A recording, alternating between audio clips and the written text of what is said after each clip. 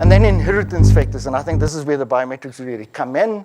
And so is it your retina, is it your fingers? I think palm vein just shoots the lights out. There's nothing that right now, in my view, is better than the palm vein. It's really, I think it's just the next edge of technology, and it's definitely something that's part of my technological roadmap going forward.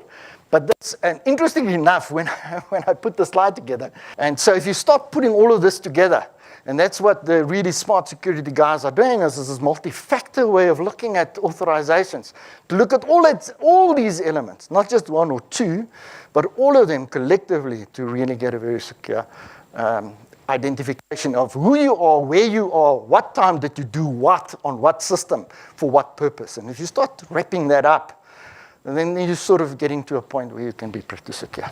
Right. Just a little thought around that. These are the factors that I think was important to us, and I think I'm not going to discuss it, but Thomas really talked about accountability, traceability, auditability, fraud, theft prevention, and then lastly, the compliance thing. And the compliance thing is going to really, I think, if you do nothing else, this is going to be a huge thing for us. And it solves, to a large extent, compliance. Who's had access to what information at what point in time? And I'll show you a little bit later on just exactly how bioLock helps you with that. So why did we then choose bioLock? I did a technology scan, had a look, and found this real-time company in America that sold a product that they claimed worked on SAP.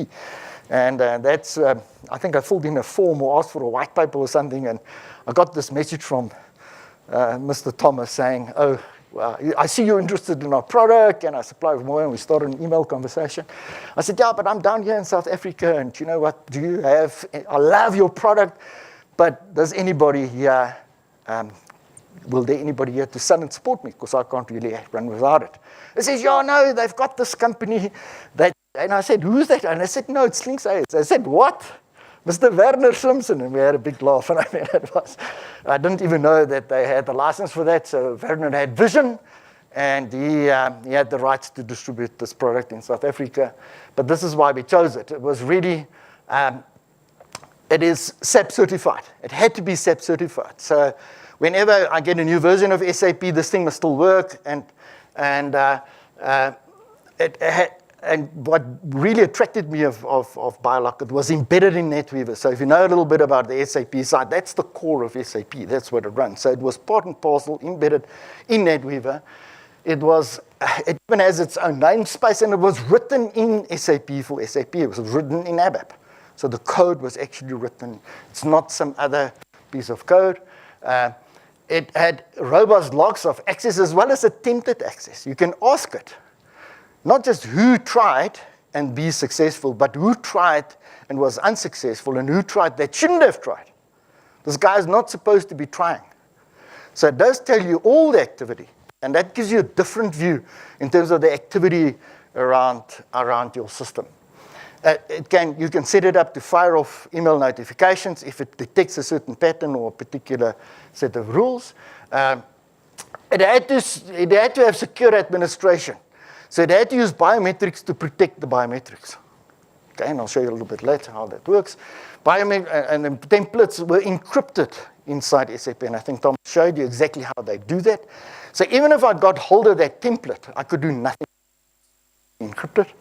You could have SE16 go to the table and see the template file there, but it's worthless to you, even if you had access. And then the key thing for me, it wasn't just about access to SAP. You could specify exactly what it needed to protect. Was it a transaction? Is it data in a field? Is it a group of transactions? Is it a specific role? Is it complete access to SAP? So you could have a complete setup in terms of what did you want to protect. And I'll show you how we use that a little bit later. And then multi-level of approval. So it had to be able to do an A and a B and have a bit of a flow in terms of how it would release things through the system. So that was, I think, why I chose bioLock, and that was a criteria it could meet. So